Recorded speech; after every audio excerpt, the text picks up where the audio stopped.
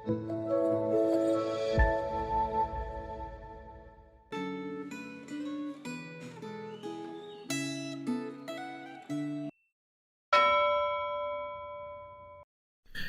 Bapak Ibu Saudara, mari sebelum kita merenungkan firman Tuhan, kita bersatu dalam doa.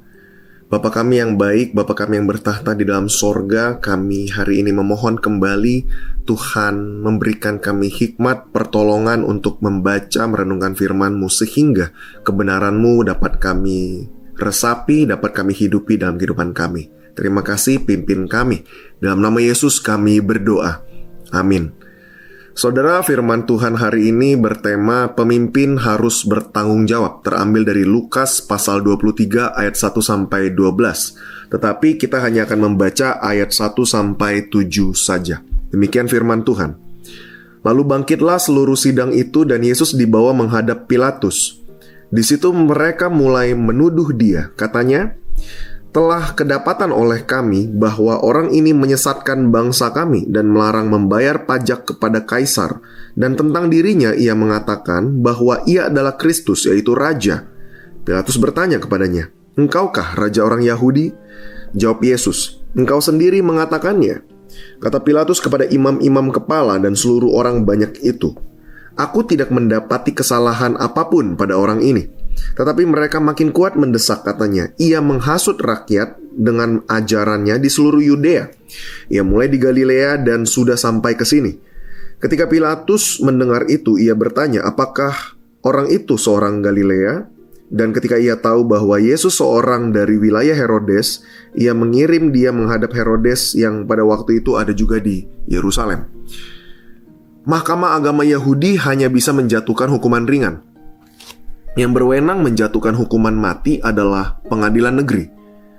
Karena mereka menghendaki agar Yesus Kristus dijatuhi hukuman mati, mereka membawa masalah tersebut kepada Pilatus yang merupakan gubernur atau prokurator Romawi untuk wilayah Yehuda, yang tugas utamanya adalah mengumpulkan pajak serta menjaga perdamaian wilayah.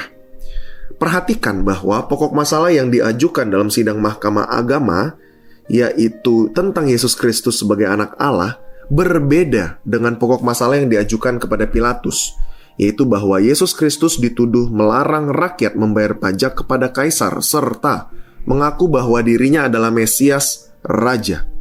Perhatikan pula bahwa perbedaan sikap antara para pemimpin agama dengan Pilatus merupakan suatu ironi yang memalukan bagi orang Yahudi. Para pemimpin agama Yahudi mencari-cari kesalahan, sedangkan Pilatus, yang notabene merupakan pemimpin kafir, bersikap lebih objektif atau apa adanya.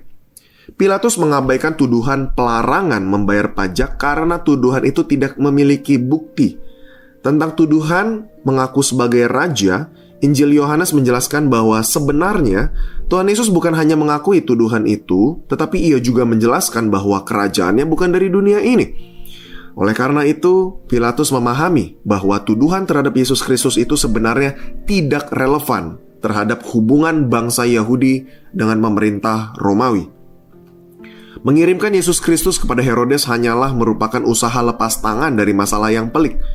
Pilatus tahu bahwa tuduhan terhadap Yesus Kristus hanya mengada-ngada. Akan tetapi, Pilatus merasa galau saat harus menjawab tuntutan para pemimpin agama Yahudi.